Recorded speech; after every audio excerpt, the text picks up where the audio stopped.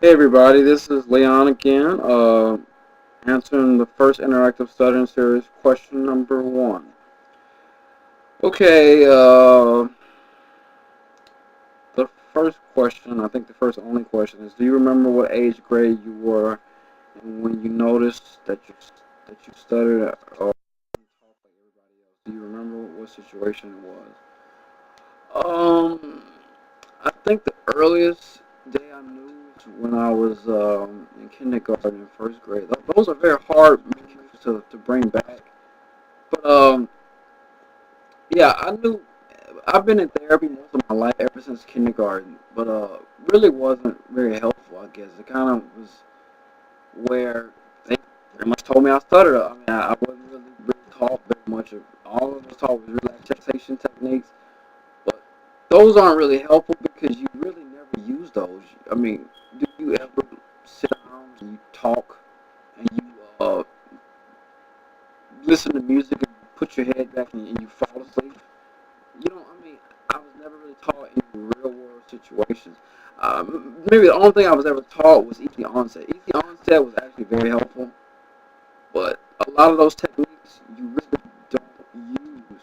I think a lot of the techniques that they help you to be more comfortable with your stuff, but not necessarily to improve it. But I never really liked therapy that much. I kind of stopped doing it my sophomore year in college. I got tired of therapy because it wasn't very helpful. I felt like I was a guinea pig. They were basically telling me that I stuttered. I'm like, I don't want you to tell me that. Just help me with it. Help me understand. And I don't think anybody can really be a speech pathologist or be a speech major if you don't have some kind of, I mean, at least some sort of secondhand um, experience. You have to know somebody personally. You have to have somebody in your family. You have to know somebody that started. My mom, she works with, well, she knows a girl my age that is a speech pathologist, and she has a boyfriend that stutters. So I guess she would understand what he deals with every day. But he actually, uh, I've never met the guy, but I've heard that he has a mild stutter. It's probably a little bit. It's a little bit worse than mine. I don't actually have a very bad stutter. Right now, it's not very bad. I'm talking very fast, but that's how I talk. I have a very, I guess, quick thought process. And I guess that's what trips me up sometimes is I think really quickly, and sometimes my I'll get a lot of tension in my neck, and I kind of can't get words out sometimes. It really makes it hard to get words out. But I guess I kind of got off topic, so sorry. But I really like there was a situation when I was in sixth or seventh grade. I took a band class, I think, in sixth grade, and that's before I wanted to like start playing clarinet. I played clarinet from my seventh grade year to my 12th grade year, but I so I played clarinet for almost 6 years. But before that, I took a music class, and we had to read passages in class. And I used to have the hardest time reading, and I had a very audible voice, but then again, it was very hard to kind of talk. And I found myself um, not talking, or I would know the answer to the questions, and I would not say the answer because I didn't want to embarrass myself. But then again, when I was in college, I found myself overcoming. Even if I stuttered, if I knew the answer, I would answer anyway, no matter how much I stuttered. Because it don't really matter if you okay, it doesn't matter if you stutter or not. I mean, I read something that says that as long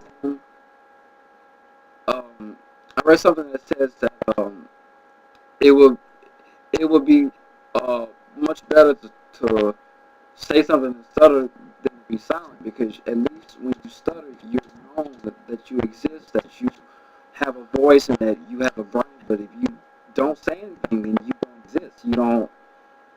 If you were that guy that sat in the back room and never said anything, then you're gonna be remembered as that guy that never said anything. But if you said something, even if you stutter, you will be remembered for that guy that actually had an opinion, even if he stuttered. It doesn't matter.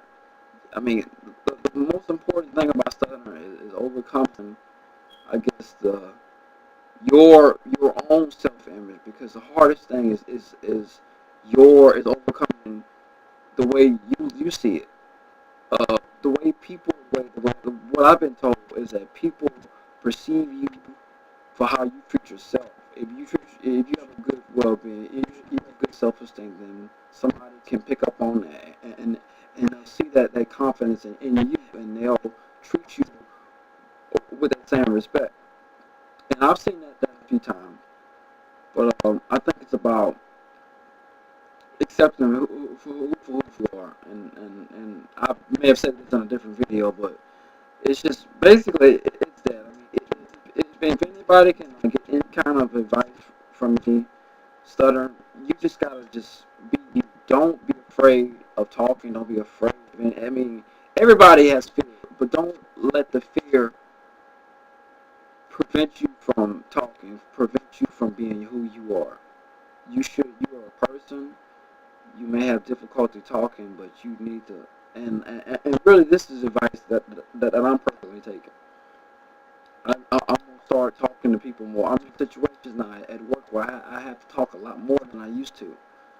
But I found that talking now is not as hard as it was before. I mean, once you help people out, it doesn't matter if you stutter or not. You are, and people usually compliment you anyway. But it's generally just about being who you are. But I hope that people that see the video will also be motivated enough to make responses also. Um, and I hope very soon that Danielle will make another video. If she wanted me to, I could make up a number 6 maybe. But I won't do that until I get her permission, because I don't want to mess up something that she created. If she wanted me to do a number 6, I would. And these are not in order. I'm sorry, but they're all kind of out of order. They kind of are. I kind of wasn't really paying attention, but and this one is the first one. But so far she's made 5 of them, and I think the last one that she did was in it was in April, I think. So it's been a while. But if she ever gets back on and she ever wants to make another video, then I'll do a 6 for her, or I can possibly make questions for her. But thanks for listening, and I'll make some videos, and it would be very nice to get some more people to get some responses going. All right, thank you.